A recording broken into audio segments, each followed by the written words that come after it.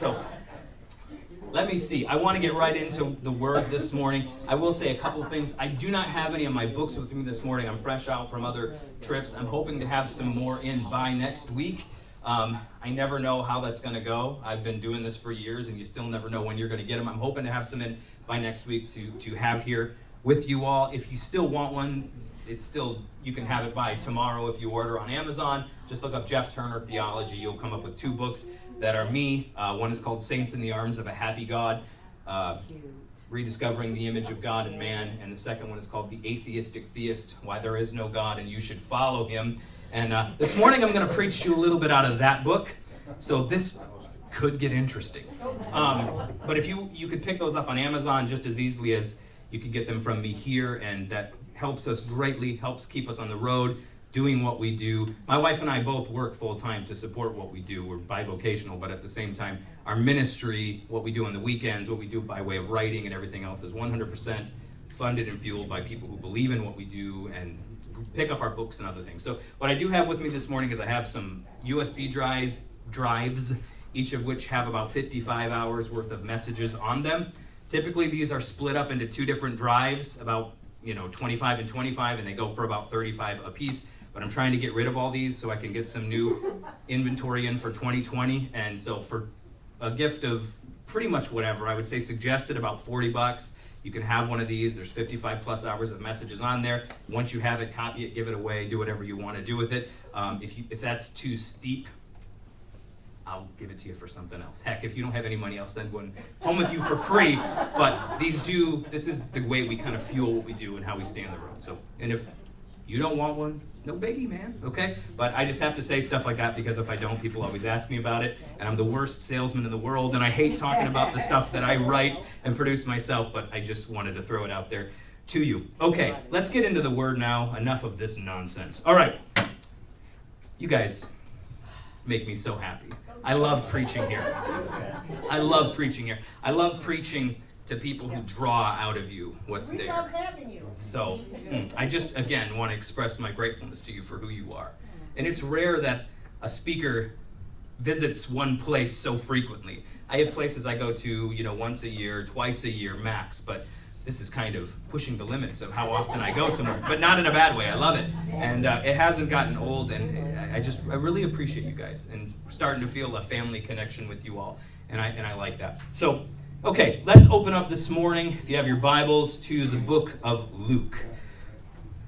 I was praying, I was up late last night and up early this morning, and really sort of, I don't want to say wrestling, but really sort of just trying to hear the heart of God for this morning and where Father wanted us to go. And I have hundreds of messages I could pull up on my phone and preach at any given moment. And I just couldn't find a solid place to land in one of those. And instead, I was just given some thoughts and a few verses. And even in worship here this morning, I'm still writing down some notes. And it's not a matter of being unprepared. It's more a matter of sometimes there's those messages where you're given what feels like chaos, and you just got to let it rip and trust that the Father is going to turn it into something that makes sense. And those are actually my favorite. They're also dangerous because I'm off the leash, and God knows I've been anointed with the oil of long-windedness, but I promise you this morning that I will not operate in that anointing. I want to speak to you this morning. I want to talk to you a little bit about my own story, a little bit of the journey God has taken me on over the years, over my almost 2 years in ministry, and I want to preach to you a little bit along the way. This may not be a run in the aisles, waving the hanky, blowing the shofar, shucking and jiving kind of message, but maybe it will be, who knows. But I want to share my heart with you this morning. And I was just in Georgia speaking at a conference a few days ago, and the pastor asked that I do this on the closing night of the conference, and I didn't really have anything prepared, and I just sort of went with it, and it just sort of reinvigorated in me the sense of need that there is for such a story to be told. Not that I fancy myself anything all that important, but I know my story is likely many of yours as well. And I was blown away even on that night, not by how many people came up and said they resonated, but with who came up and said they resonated, because you never know who you're sitting next to and who the person next to, what the person next to you is dealing with and wrestling with internally. And so I want to take a little journey with you this morning, okay? You guys ready to go? Are you with me? Okay. Luke chapter 5, 33 through 38 says, Then they, the Pharisees, said to Jesus, John the Baptist's disciples, like the disciples of the Pharisees, frequently fast and pray, but your disciples eat and drink. And Jesus said to them, You cannot make wedding guests fast while the bridegroom is with them, can you?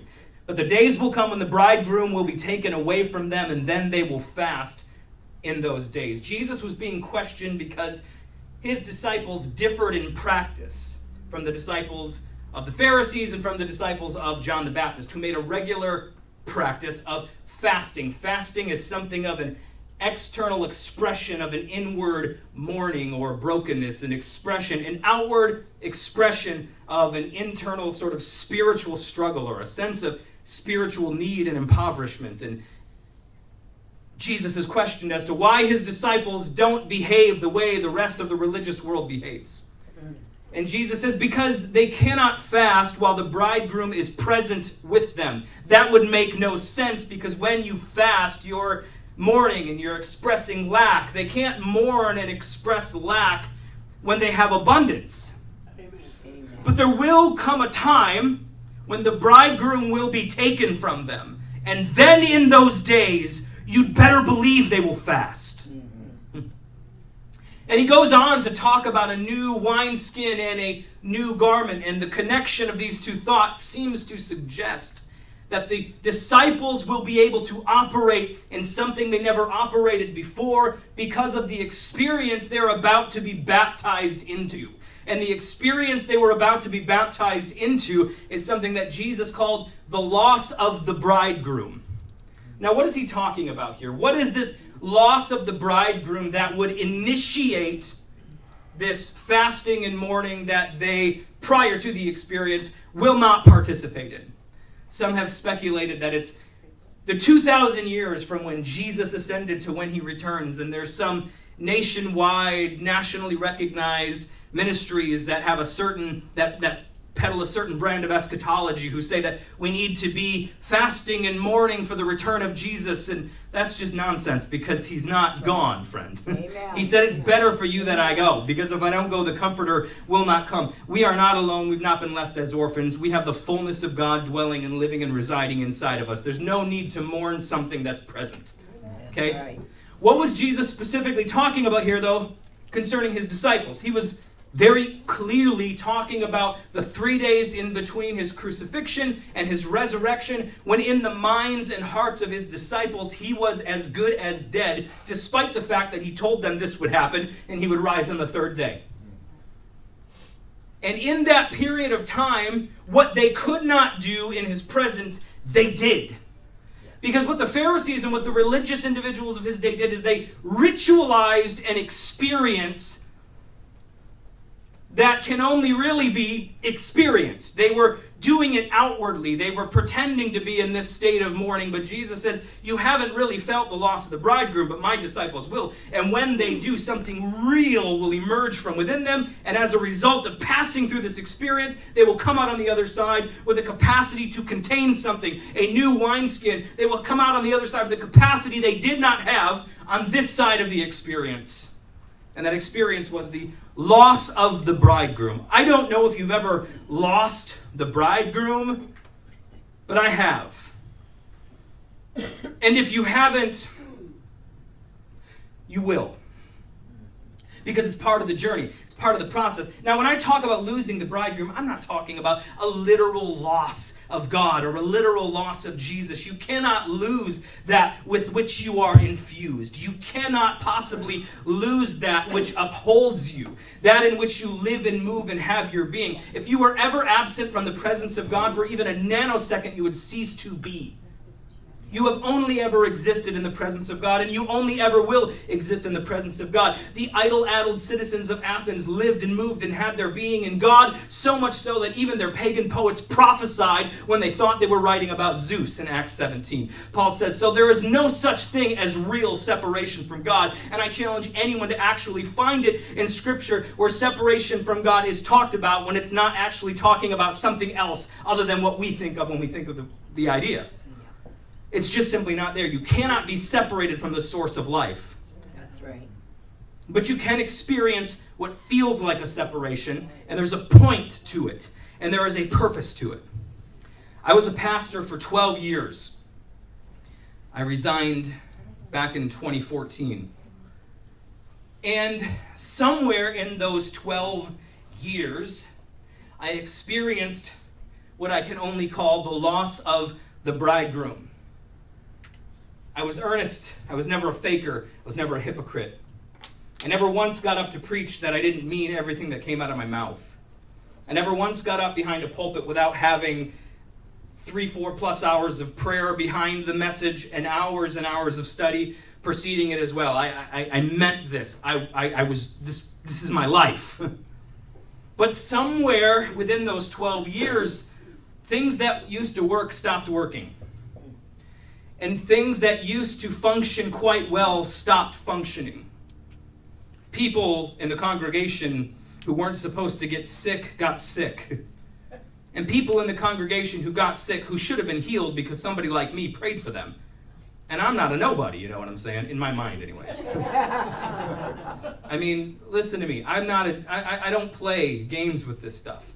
I prayed 4, 8, 12 hours a day. I fasted every other day of my life, and I'm not boasting because there's nothing boast-worthy in that. I was enslaved, right. But at the time, I thought I was God's man. I mean, if anybody was going to get it, I was going to get it. I was convinced, you know, like Luther said, if anyone could have attained the righteousness of God by monkery, that monk would have been me. And if anyone could have become the next John G. Lake or Smith Wigglesworth by way of pressing in, it would have been me. I was convinced. I was the guy, you know, but stuff didn't work the way I thought it was going to work.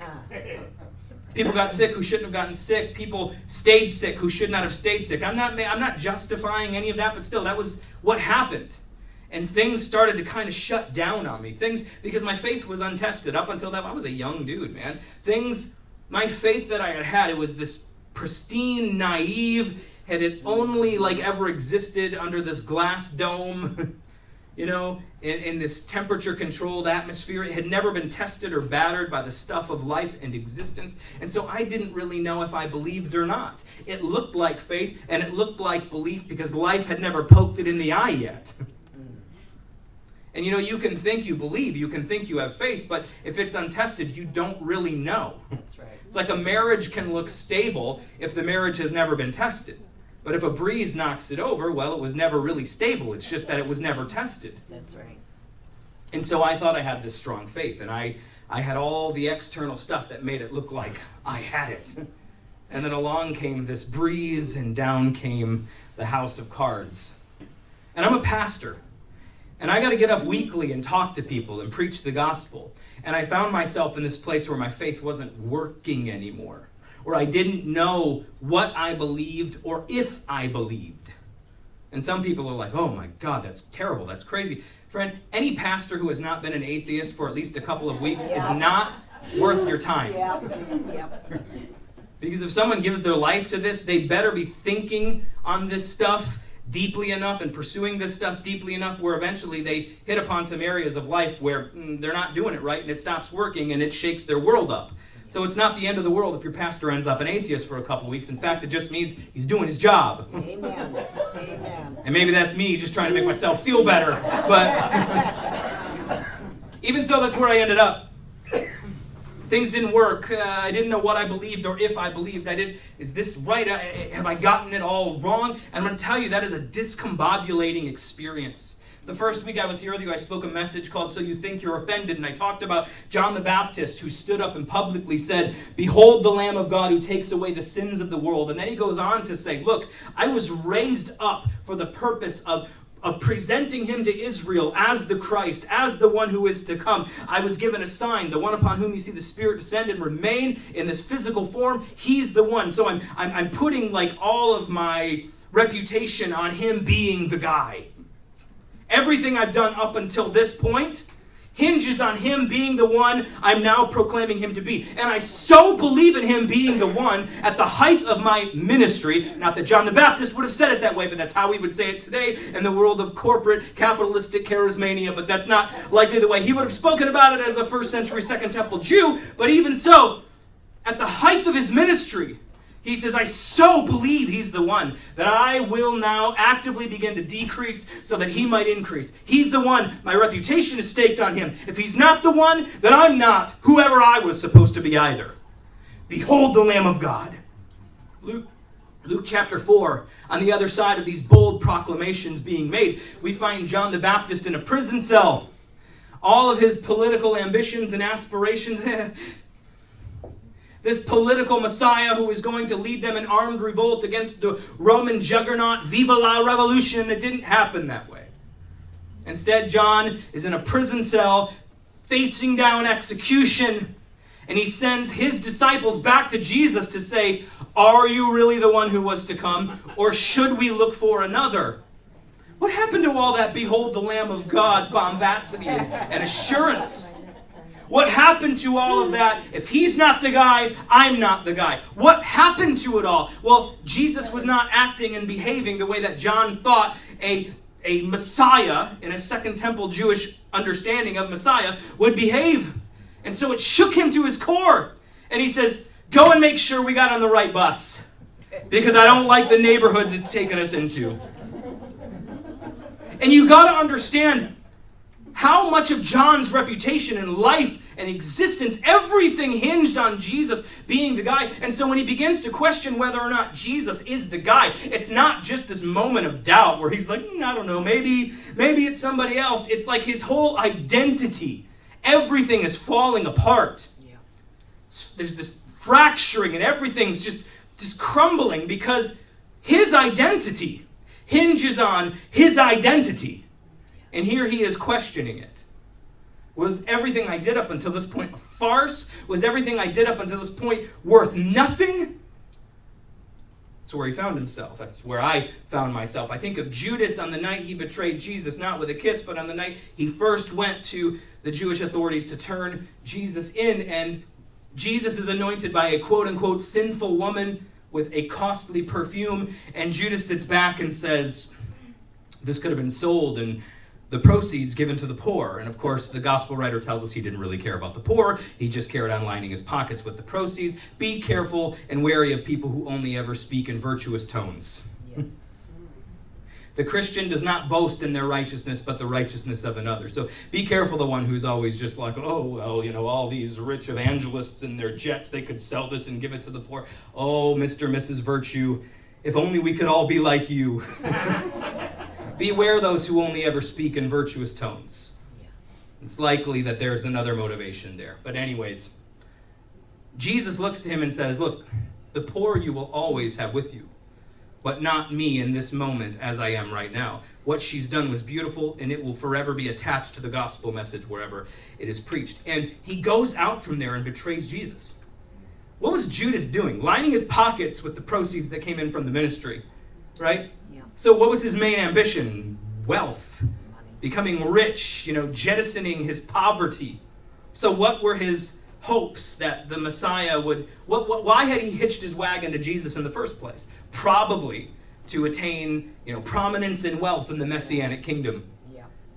And Jesus looks at him and says, the poor you will always have with you. And it shatters his worldview.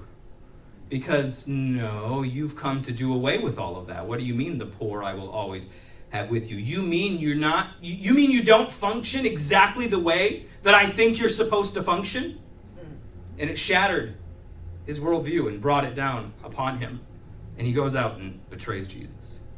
But think about that. I mean, even though Judas is a creep, okay, there is a belief system that is shaken by the actions and the words of Jesus. There was this gut-level assurance that this is the guy. And then he begins to behave and talk and speak in ways that you're not supposed to be behaving and talking and speaking. And it challenges what he thinks God and Messiah is, and it leaves his faith in shambles.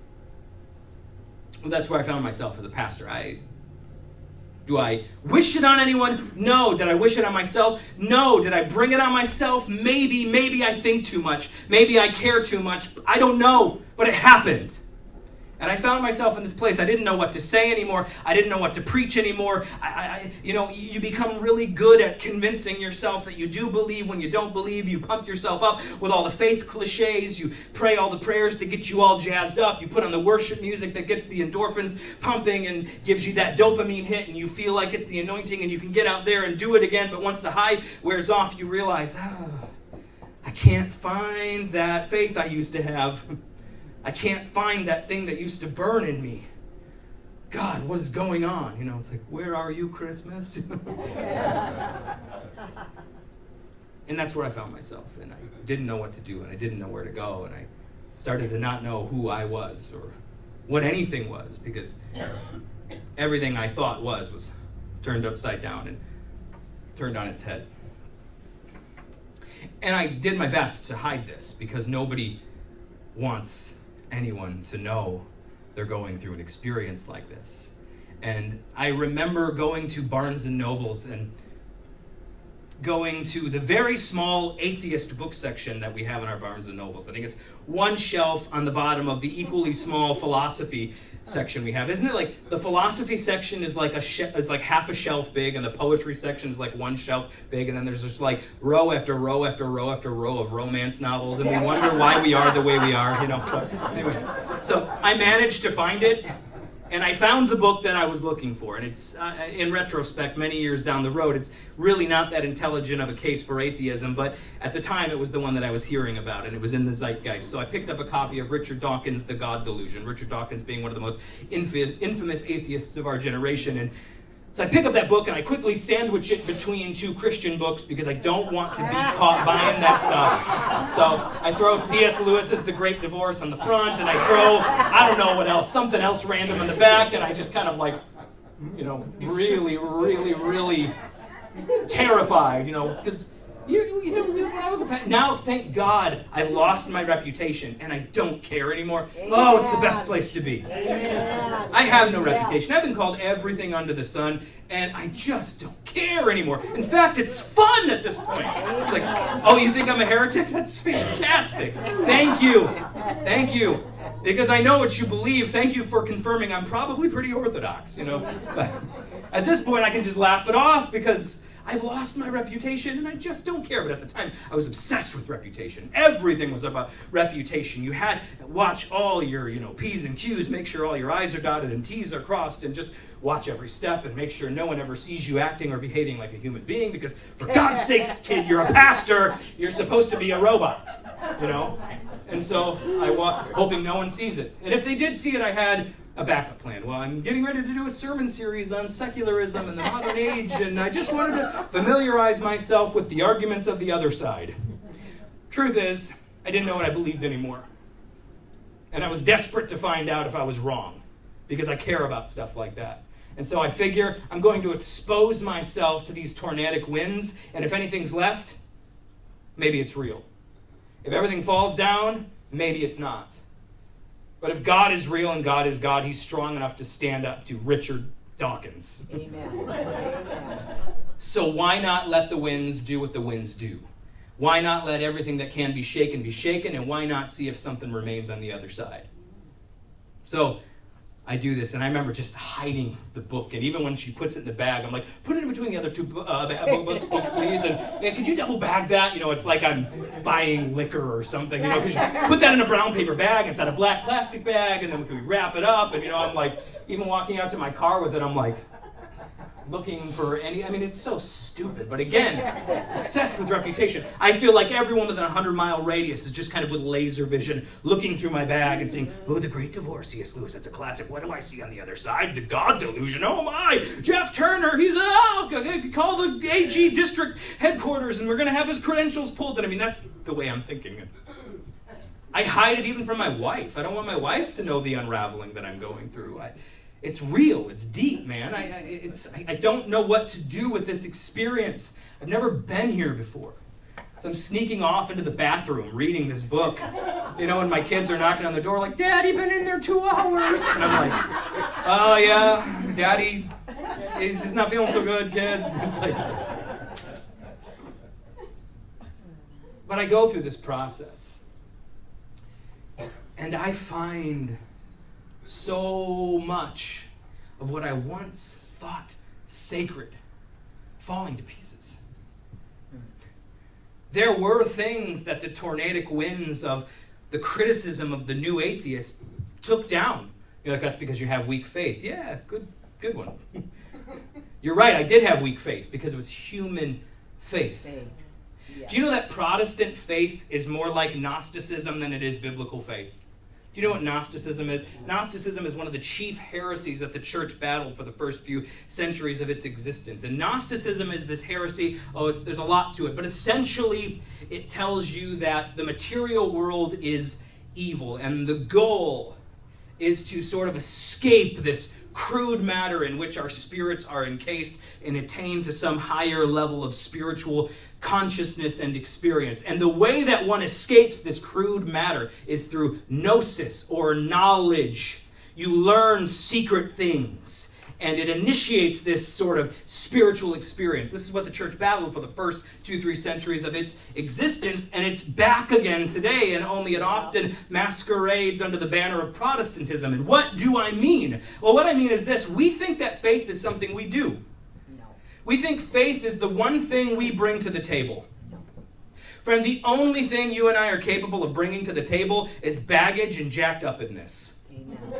That's right. You don't bring faith to the table. Faith is not the one thing you lend to the equation. Faith is not yours. Paul, when writing to the Galatians, said, before faith came. What does that mean? But that faith is a divine gift that comes to us. We don't create it. He is the author and he is the finisher of your faith. You don't write the once upon a time, nor do you pen the happily ever after. He is the author and the finisher of your faith, as well as everything in between. Faith is something that is created in you. When you encounter God's knowledge of you, you can't create faith. You can't intellectualize faith.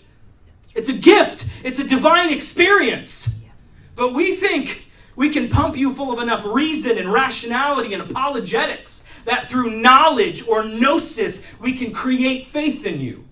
That's saying that you can induce a spiritual experience through secret knowledge. That's Gnosticism.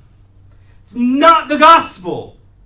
My faith was totally Gnostic. It was based on reason, rationality, apologetics, historical arguments for the Bible, all these other things. That's what it was based on. And when I exposed myself to some arguments I'd never been exposed to before, smithereens. Because there was no real faith there. It's just human reason and rationality. And the gospel will blow that junk up real fast. And I found myself, after having tugged on a few theological threads, unraveling. And I didn't know where I was, who I was, what was going on anymore. But a decade or so on the other side of this experience, I can now look you in the eye and tell you that this baptism into quote-unquote atheism was the best thing that ever happened to my Christianity. See, I tried to be a good Christian for years, but I was not a good enough atheist to pull it off. What do I mean by that? Well, what I mean by that is this. I used to think that the point of the gospel was to make the godless godly. But I've come to understand that the point of the gospel is to make the godly godless so that we may encounter the God who is. Yes. Oh, amen. Because none of us come to this thing as a blank slate.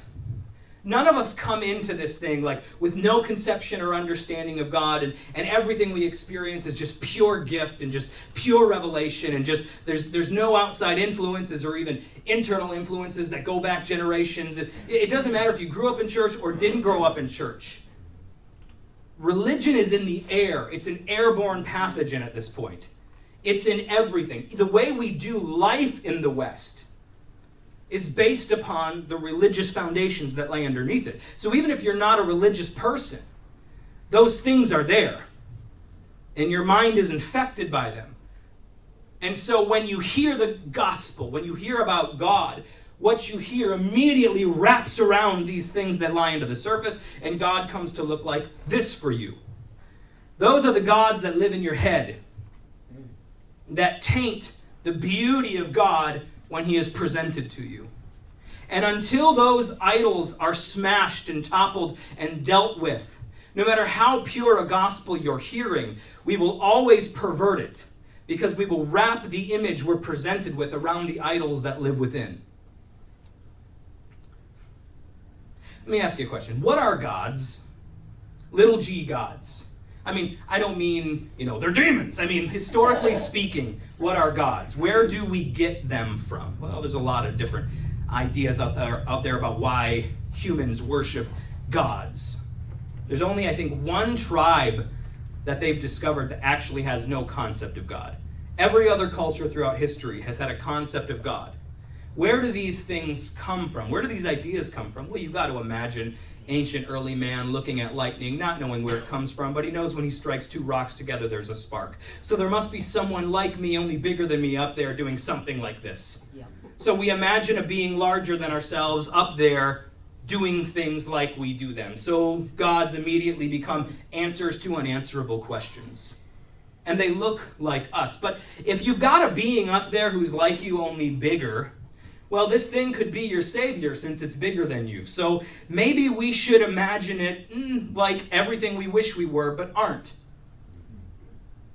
And so that's why you rarely ever read of a God, I think never read of a God who's like a pizza delivery guy. Not that there's anything wrong with being a pizza delivery guy, but no one wants pizza delivery to be their destiny, right? Right. And so the gods that we fashion for ourselves are always like ultimate versions of things we do, They're not like people doing menial, mundane tasks. They're everything we wish we were but aren't. And they're our idealized selves. And Feuerbach said we project them out into the cosmos. There they are, the gods. Wow, they're me without limitation. Everything I wish I could be, but am not. Everything about myself that makes me anxious and fearful and makes me want to run and escape, they are the opposite of that. And if I can make the right sacrifice, say their name the right way, perform the right ritual, I can partake of their nature and be saved from that which I despise. And so we create gods, not in our image, but in our idealized image. And we project them out into the cosmos as our saviors. The problem is, after a few generations, they become uncoupled from us. And we no longer realize that we projected them out there. And they seem to us like entities that exist outside of ourselves. And what we created to be our saviors become our tormentors, because now they loom over us in perfection and remind us of what we're not. In Isaiah 54:7, the prophet says that God creates light and darkness. Now, it's kind of a funny thing to say, because darkness is actually, in the Genesis 1 account of creation, present before creation occurs. And to even call darkness present is a little bit of a misnomer, because darkness is not something that can necessarily be present, because darkness is actually a lack of presence. Not the presence of something. Yes, I know that in deep space there's neutrinos and all these particles, and that what looks like empty space isn't actually empty space. But darkness proper, as we experience it when the lights are off, is not the presence of anything, but the absence of something, yeah? Yes. Right. So how is darkness created? Especially since it's there before "let there be light" is spoken.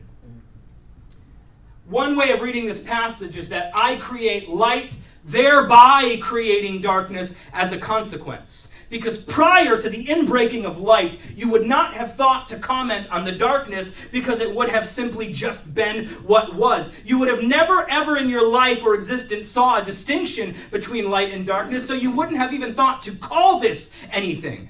It just is. But once light exists as a something, darkness also comes to exist as a conceptual something, because you can now look and say, light, dark.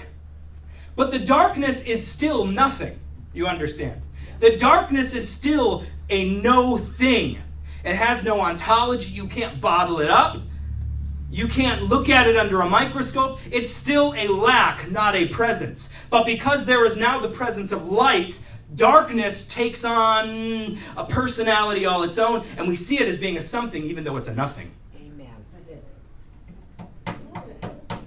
Now, when you imagine God as being everything you wish you were but are not, you turn a nothing into a something. Because what you're not is not a something. What you're not is a nothing. What you're not is not a presence. What you're not is an absence, yeah? Yep. But if you imagine a solution to that problem, a light, if you will, that can break into your darkness and save you, what happens but that you turn your nothing into something? And what you once would have never even thought to comment on now causes you anxiety, now causes you pain and fear. Think about it. The car that you don't have is not a presence. It's an absence. It is a non-problem. I mean, let's provided you do have a car that works and runs and is okay, and it's not you're having to take it to the shop every other week, okay? You got a running vehicle, it works pretty well. The car that you don't have is a non-problem. But if your neighbor across the street all of a sudden pulls up in a 2020 whatever, I'm not a car guy, whatever the biggest and baddest thing is right now, all of a sudden, what is a nothing becomes a something to you. Jean-Paul Sartre said that nothingness lies coiled at the heart of being like a worm. Nothingness is nothing until you encounter a something that sheds a light on the nothing, and then all of a sudden, your nothing becomes a something. And so, you never thought about your lack of that car until you see your neighbor having it. And then all of a sudden, it becomes a problem. It becomes something that riddles you with anxiety and thoughts of I am not and worthlessness and makes you feel inferior in front of your wife and your kids. And why couldn't I have done what he did? Why this? Why that? Why the other? What is a literal nothing, a lack of a certain type of vehicle, can become a something that haunts you. And when you imagine gods as being everything you wish you were but aren't, at first you might create them to be your saviors from what you perceive as nothing. But after a while they become uncoupled from you and you begin to feel them as tormentors, looming over you in your perfection, reminding you of everything you're not. It's a constant presence, bringing your nothingness into the light and turning it into something. We've done that in Christianity with the God of Christianity. How do you think of God? Who is God in your mind? I mean, just blow all the theology away and just get right down to the very basics. I mean, God is like the ultimate human in our minds. He's out there in the cosmos like this big, huge guy. Saturn's here, Jupiter, whatever. And he's just like this big guy existing in the cosmos. He's like an ultimate human. That's how we perceive it. That's how we understand it. It's a very poor way of understanding God, but that's kind of how we see it. God is not something that exists within existence with you. God is existence itself. God is not something that is within being. God is being. But even so, we understand and perceive God as being this ultimate humanoid form, who's everything we wish we were, but aren't. And he's the answer to our problem. And we've been presented with the problem from infancy. Original sin. Your primordial parents ate a piece of produce in a magical garden that a speaking serpent promised would make them godlike, and as a result, God has hated babies ever since until they're old enough to pray a sinner's prayer. At which point, once they say those magical abracadabra words, God's like, hey, you can go to heaven now, you know? Like the little Polar Express guys punching their tickets. Here you go, you know? I mean, but seriously, I mean, not only is that a completely screwed up doctrine that was not a part of the early church's theology, we have Augustine to thank for that and some other non-orthodox thinkers to thank for that. But listen to me, that's the kind of stuff we have impressed on us from infancy. This idea that even as a baby, you are damnable. You are born in the image of Adam, and therefore God cannot even look at you. And then we come up with the doctrine of original sin, because even we are better than our not the doctrine of original sin, of the age of accountability, because even we are better than our theology. So we're like, well, it's not that God hates babies. It's up until you're 12. And then once you're old enough to understand, then he's like, all right, man, it's time to get this stuff in order. It's like, I got a 13-year-old. Trust me, age of accountability, he's not, no. Okay. But this is the kind of stuff we have impressed upon us. From the moment you're born, you're broken. From the moment you take your first breath, you are defiled and ungodly and disgusting in the sight of God. Now, we might not say it that way anymore. We're not like Jonathan Edwards, who said that reprobate infants are vipers of vengeance who will spit venom in the face of God. We're not like John Calvin, who would say that there's babies a span long in hell. We might not say it quite like that. We're not like Augustine, who literally saw evil in infants. We might not say it that way anymore. We've gotten a little more sophisticated, and we hide that all a little bit better behind flowery rhetoric and philosophical theological terms, but it's still there. That the thing you have to be saved from is a defective nature that God despises. And so the moment we get saved, what do? Whew, thank God I'm a new creation. Everything up until this point doesn't count anymore because it was all defiled devilry, but thank God I'm saved now. And you discount, 50% of your life, because you don't think it possibly could have meant anything because you were under the power of sin. And so you have this impressed on you. No matter what you do, it's worthless. All your righteousness is as filthy rags. No matter how hard you try, no matter how sincere your heart, it's never enough. You're always bad. You're always bad. You're always bad. This God, we perceived ourselves as unrighteous. And so we projected into the heavens an image of God who is perfect righteousness in human terms, which to us looks like, morality as far as like the bedroom is concerned, and morality as far as what kind of language you use, morality in that sense. Clothesline holiness, the old-time Pentecostals used to call it. We projected a God like that out into the cosmos, and we're like, oh, that's righteousness. That's what it looks like. And so that's what we should become if we are to be saved, and so that's what this God is going to transform us into. But now that God just looms over us in his perfection, making us feel worthless and undesirable and unloved. Just because you were born, your very humanity is an affront to this deity. Your existence as a person is an insult to this God. No wonder we're anxiety-ridden. And you're like, yeah, but people don't really teach that. It doesn't matter if it's taught explicitly. It is implicit in our culture. It's there. It is everywhere. That until you can even see it in our politics nowadays, that until you get up and make some definitive statement in favor of the Republican Party, you're not whatever. Until you get up and make some definitive statement in favor of the left, you're not whatever. It's like you're this inheritor of some kind of original sin until you stand up and renounce something or disavow something. It's everywhere. It's at the heart of culture, whether it's spiritualized or not. You can see the secularized version of it in our polarized political culture right now, can't you? Go on Twitter. Okay? Go on Twitter. Disavow this or you're that. Disavow this or you're that. It's like, I'm not disavowing anything to appease you. No, I don't owe you a disavowal of something. But that's the way that's the game culture plays. Because it sees you as being inherently tainted until you stand up and make a certain proclamation. It's the doctrine of original sin now hidden beneath secularism and politics. Same thing. It's there. So the thing we need is not the fulfillment of this false God's approach to us. What we need is for this false God to be toppled. Yes. And how is this false God toppled? Well, if that God is a projection, Jesus is a projectile who apocalyptically breaks into our projections and says, I and the Father are one. Show us the Father.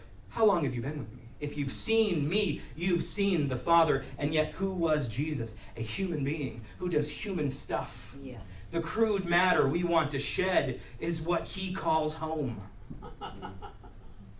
Amen. Philippians 2 says, Jesus has been given the name that's above every other name. The name that's above every other name is not Jesus per se. The name that is above every other name to a Jew is Yahweh, the unspeakable, unpronounceable name of God. But because Jesus did not consider equality with God something to be grasped, held onto, manipulated for his own purposes, he's been exalted and raised up. Because he submitted himself to death, even death on a cross, the name that's above every other name was given to him, because finally one who deserved to bear that name was found. One who is God but refused to act like it. Come on. One who was fully God but refused to play God is now the heir of the name that's above every other name. Why? Because he jettisoned and eschewed everything we think of when we think of the divine. Yes. And he reveals to us, no. In me, the human and the divine dwell peacefully. Yes. No contradiction, no conflict. And a God who becomes human and suffers what we suffer, a God who becomes human, and Isaiah prophesies about and says, there was nothing in his appearance that we should desire him. There was nothing about him that should draw us to him or make us feel like he was something more than we are. That is who God really is, revealed in Jesus. And if that's who God is revealed in Jesus, that's who God is. Amen. Not a God who is the possessor of traits and qualities that makes us feel less than and unworthy. But a God who reveals himself as one of us and says, there's no conflict. Yes. That revelation, that incoming of God like a projectile into our projections via the incarnation is the dissolution of that idol. And it's the only way to really take it down, is to have an understanding that God became everything that you and I are. Not so that we could be cosmically elevated above it all and never have and just be like non-humans and no. He becomes everything that we are to show us that he's more than willing to walk with us as we are. Yes. Take this to its most extreme end. When Jesus is spiked to a Roman torture device, naked in the eyes of his mother, he has told us twice in the Gospels himself that when you lift me up, you will assume that I've been forsaken by my Father, but you're wrong. Yes. He's with me. So Jesus understood going to the cross, and he proclaims it twice, that he would not be forsaken or left by his Father on the cross. And yet when he's crucified, he cries out the opening line of Psalm 22, my God, why have you forsaken me?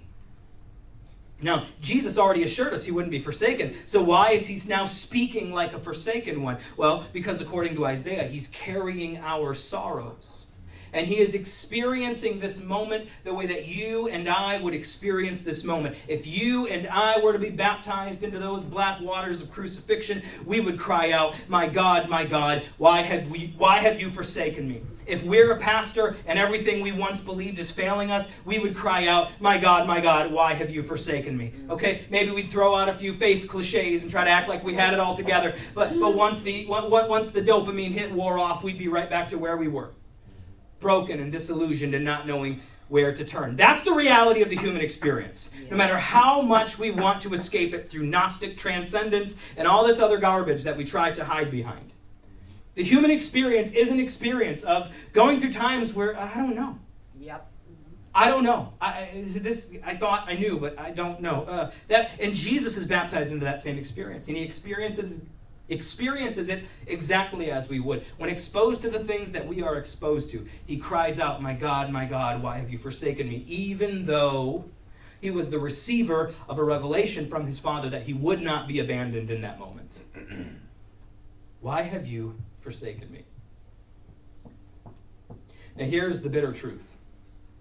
There are some gods who can only forsake you because they're not real. I remember during my rock bottom period, driving around in my car, and I remember hearing growing up, and I don't remember where I heard it, probably when we had some quartet in. Remember the days of the quartets coming in and singing those songs? Probably during those days we had a quartet in or something, and they sang this song, the title of which, and the chorus of which was, God can do anything but fail. God can do anything but fail. And I remember being at my worst and at my most broken, and almost in a mocking way, I feel bad even saying this, but singing to God, God can't do anything but fail, because everything just seemed to be failing me. And I was like, if the opposite's true, prove it to me. Because right now it seems you're not who you promised me you were. And Jesus on the cross, when he cries out, my God, why have you forsaken me? He's not only experiencing what we would experience in such a moment, he is also experiencing the death of a God who has to be let go. At the moment he cries those words out, if you put the gospel accounts together, it says he cries out with a loud, he emits a loud cry. And at the same time, in another gospel, it says that it's at that moment that the temple veil is torn from top to bottom. And there's a lot of ways to read that. There's a lot of theological implications to the tearing of the veil, especially if you compare it to the book of Hebrews. But the book of Hebrews was not meant to be a compendium necessarily to the gospel. So you got to read the gospels for what the gospels say, and then you can let these things inform you. But you got to read the story for what it is. Yes. He cries out, my God, why have you forsaken me? And the temple veil is torn. What's the first thing that's revealed to all of the onlookers? Did they see God like, oh, finally I can get out of this dump? Because that's the way we imagine it. That God was imprisoned behind the veil for all of these years, unable to interact with us, except through a priesthood. But once the veil was torn, God was like, hot dog, I can get out of here now. That's not what was going on. When the veil was torn from top to bottom, what was exposed was that the ark had not been there for a very, very long time. The ark had been carried off long ago, and they had lost track of where it was. There was no ark or divine presence behind the veil at that time. And so when Jesus from the cross cries out, my God, why have you forsaken me? The veil is torn, and it's revealed that that God wasn't there. Because there's some gods who can only not be there, because there's some gods who just aren't. And the God who is hidden and holed up behind some thickly woven veil while you're being crucified is not the God who is. The God who dwells in a place of perfect, vacuum-sealed, untampered with perfection. Meanwhile, you're down here dealing with the complexities of life. That is not a God who is. And when Jesus says, my God, why have you forsaken me? He experiences reality as we experience it. And at the same time, he reveals the God whom you feel forsook you is not a God who is to begin with. And with his dying breaths, he says, Father, into your hands I commit my spirit. There is one God who can only forsake you because he's imagined as absent from you, because he can't possibly be present with you in this mess. But there's another God. There's a Father who is with you despite the mess, who is with you despite your doubts that he even exists. Yes. And that is the God who is. And it is the revelation of God as the one who will be crucified with you, the one who will resurrect with you, the one who will ascend with you, the one who will become an atheist with you if that's what you need to do for a while. G.K. Chesterton wrote in Orthodoxy, let the atheist himself choose a God. Only Christianity has declared that omnipotence makes God incomplete. And then he goes on to say that in this horrid moment where Jesus cries out, my God, why have you forsaken me? That it appears that for a moment God himself becomes an atheist. So he's even identified with those who renounce and reject God and says, if that's what you need to be for a season, I'll be that with you to lead you to truth. Because man, come on, God is not easily offended. Come on. How many of you are parents? How many of you have ever endured seasons where your kids just don't believe you have their best interests in mind or at heart? Oh, yeah. Do you stop caring for them? Nope. Do you cease having their best interests in mind or at heart?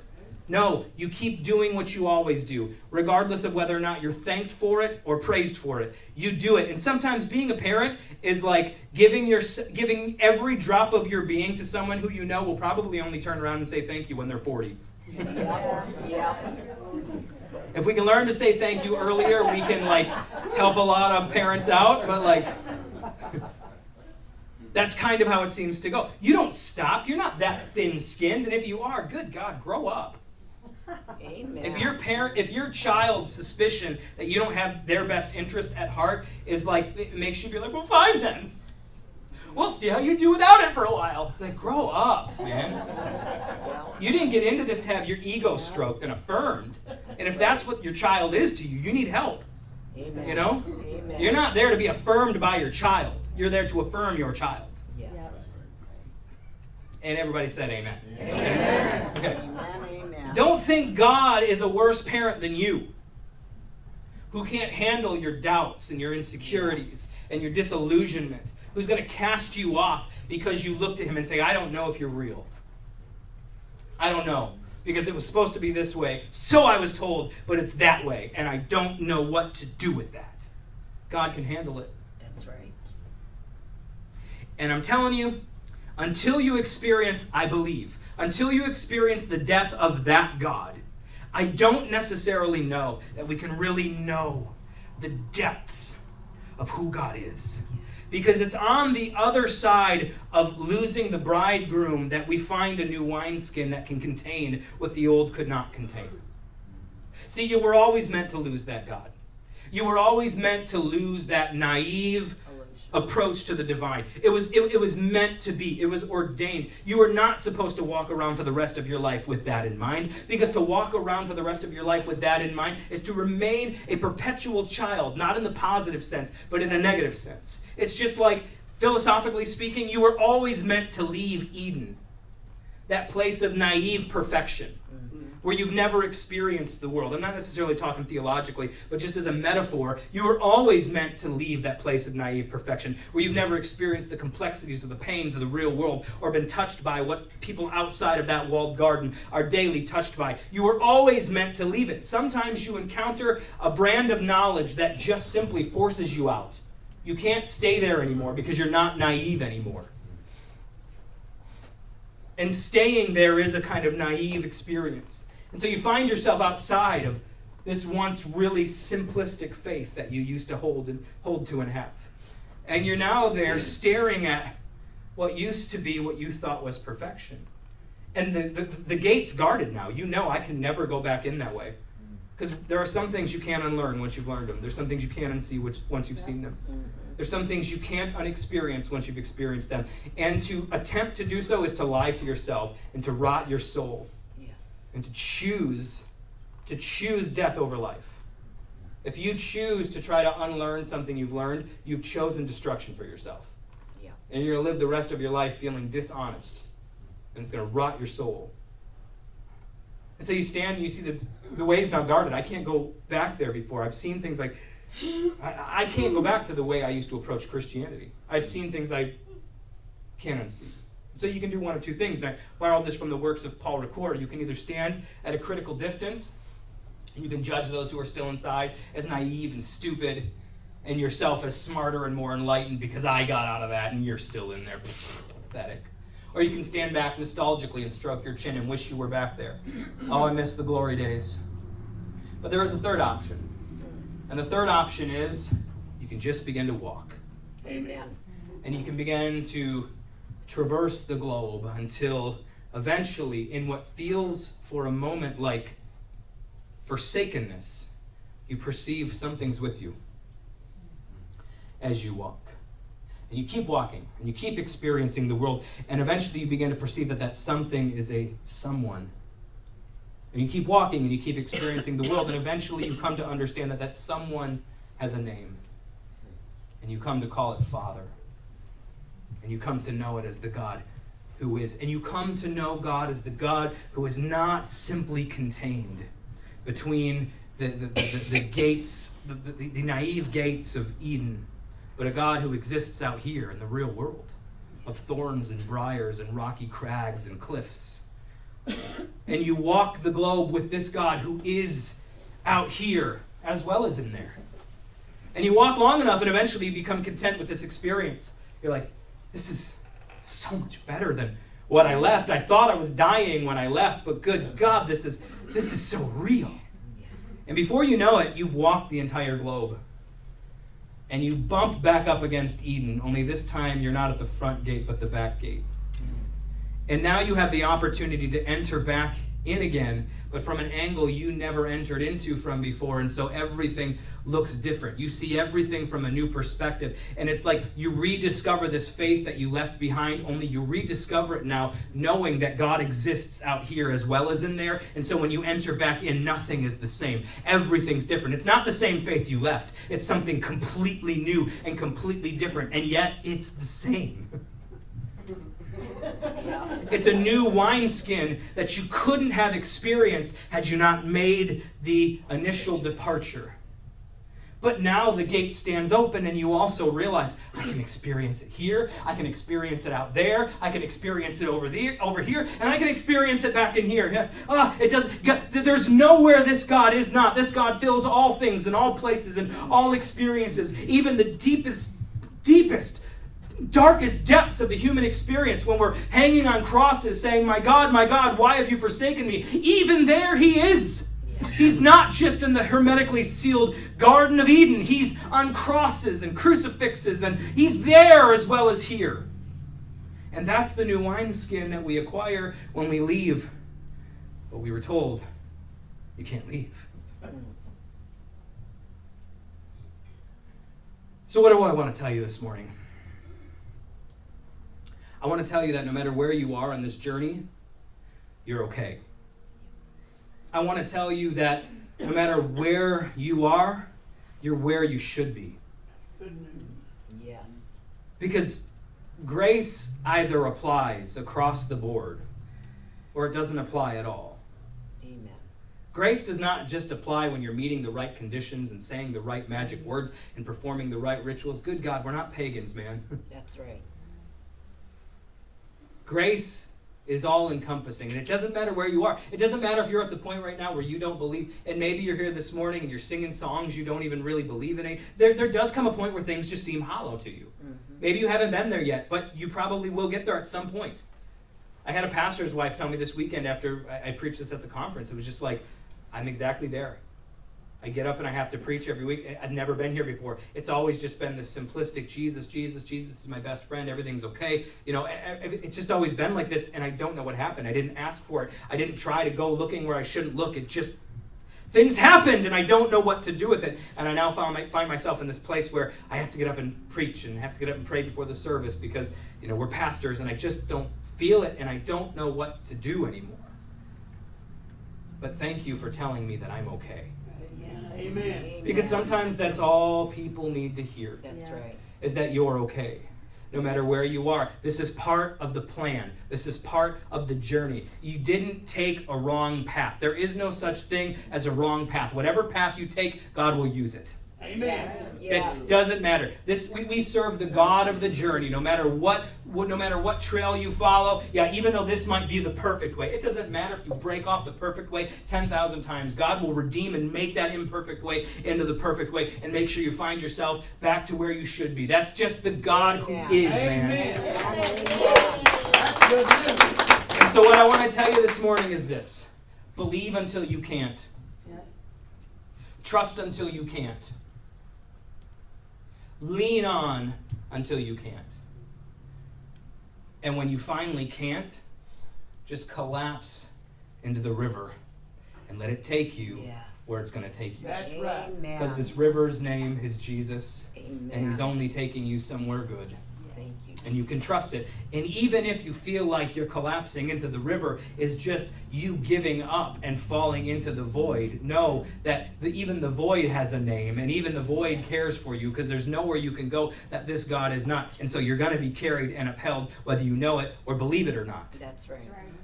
I had to find out that it was okay for me, come to me all you who are weary and heavy laden, and I'll give you rest. I had to find out that sometimes that applies even to believing. Yes. That for a season I had to trust God with my faith. That it was my attempt at faith that was making me weary and heavy laden. And so for a season, I just didn't even live like what you would consider a believer anymore. I didn't know how to pray anymore. I didn't know how to do it anymore. And so I just kind of went through life, and I, would acknowledge God and all this kind of stuff. I was still extremely interested in theology and philosophy of religion and all this kind of stuff, but I just couldn't function in that internal spiritual way that I used to, and I found myself okay with it. Yep. I found myself being absolutely okay and content. And some would say, that's backsliddenness. Get out of here with that nonsense, man. That's right. Impossible That's to backslide. right. Come on. How can I backslide out of something that I live and move and have my being in? That's right. God is okay with me wherever I'm at. He's going to work with it. And he worked with me. And I found myself walking the globe, not really even knowing I was doing anything anymore. And then finally I hit upon Eden's rear entry, and I was like, oh, okay, I get what's been going on. It's all been part of the journey. It's all been part of the whole. And all those fragments come together, and it's a beautiful moment when that happens. But I want you to know that no matter where you are right now, you're okay. You are God's poema, Paul says. You are his masterpiece. That's You are his right. masterwork, and he's doing in you something you could not imagine. And one day, all those fragments, and one day, all those broken pieces are going to appear to you as a whole, and you're going to get it. But even if you can't see it or get it right now, please just hear me. You are okay. Yes. You are held, and you can rest. Amen? All right, friends. We've meandered here and there this morning and gone all over the place, and I apologize if I've kept you long or just kind of rambled, but I hope that you got something out of my words this morning that you can take home and that'll help you. But could we stand up on our feet this morning, and we're going to pray, and if you want to come up and play something, and I won't keep you too much longer because restaurants and all that jazz. What do we always... We grew up Pentecostal, we were always racing to beat the Baptists or whatever. We never did, because somebody always had to prophesy for 3 hours at the altar.